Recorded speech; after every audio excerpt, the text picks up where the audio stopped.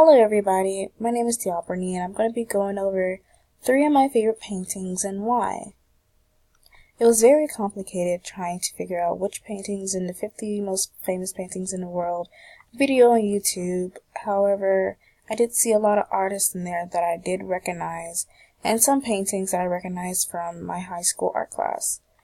And so I chose them because there's something about them that really interests me, and their colors and their tones. They're what I call eye catchers. Okay? First painting, The Water Lily Pond by Claude Monet. This painting was created in 1899, the period Impressionist. The medium is oil on canvas. The significant features I found in this painting was that it was vertical. I found that out today, that this painting is vertical. And it has a bridge arch from one end of the composition to the other. The bridge is really Japanese-like. If you really think about it, it's a Japanese-like bridge. And there's also a shadow, like, reflecting from the water at the bottom of the canvas. Claude Monet has a history of doing abstract waters, which is pretty neat because I do believe back then recreating waters and adding all these textures wasn't the easiest thing. And then another interesting thing with the water is that he incorporated the reflection of the trees in the water, which is definitely pretty neat. The tone in this painting is very, very cool. The colors are very cool. The greens and the blues, and there's also some yellows, but they're not warm. They complement the cool colors that are already placed down below in the bottom of the canvas. The next painting I have to show you guys is The Persistence of Memory by Salvador Dali. It was created in 1931, and it was created in a time of surrealism. The medium is oil on canvas. The theme of this painting is time. A good majority of the colors in this painting are warm also. There's a lot of contrast and value in the color shown. There is a good majority of the top of the painting that is of cool colors. It looks very smooth, very cool, besides the sunset that we can see coming up right here.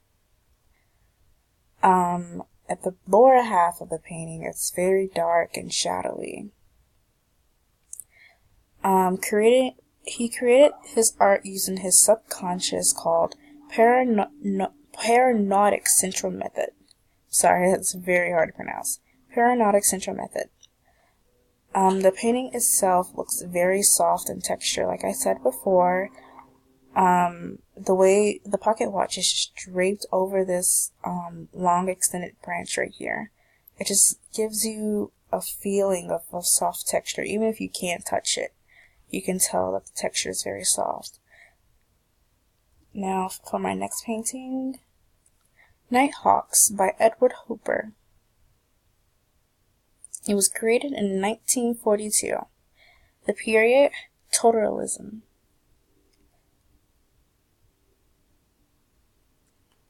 The medium is oil on canvas.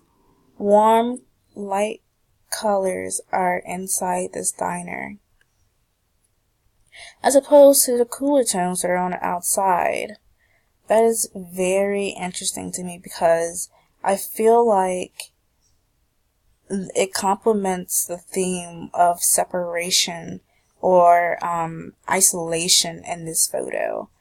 There's a man sitting by himself. There are people diagonally across from him sitting by themselves having a conversation, and there's another lonely man right here in the center of the bar serving them. The tones in this painting are highly saturated.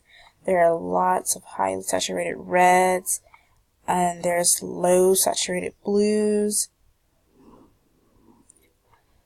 the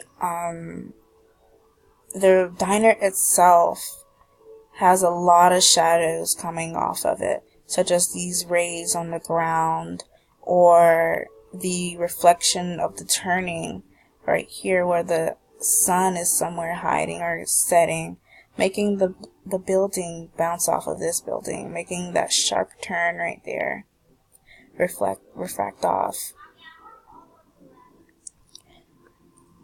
Now I will go and I will answer the second Mona Lisa question that came from page 10 in our humanities book. The Mona Lisa, is it cliche, or are you able to look at it as if for the first time? Now, I personally do not believe the Mona Lisa to be cliche, because I do see what other artists see in the photo. However, I also understand why others may feel it's overworked or it's cliche. For starters, the Mona Lisa in the Louvre was not at first the most famous painting. The Mona Lisa did not get as much recognition as it did before it was stolen from the Louvre in 1911. It was recovered and returned to the Louvre in 1914.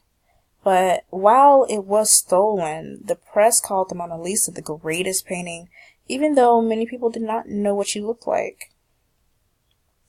Most people only knew that it was a nice painting stolen from the Louvre, a really famous museum.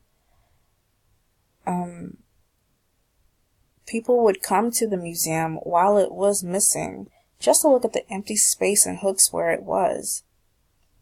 With that being said, I do still believe the Mona Lisa has more to herself than any other painting in the world. There is something about her face and her eyes that's almost enchanting. The way she draws you in with her eyes anywhere you go that's in front of her, it looks as if she's watching you.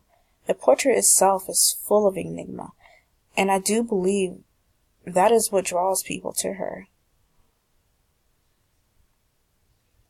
Alright, and that is the end of my slideshow.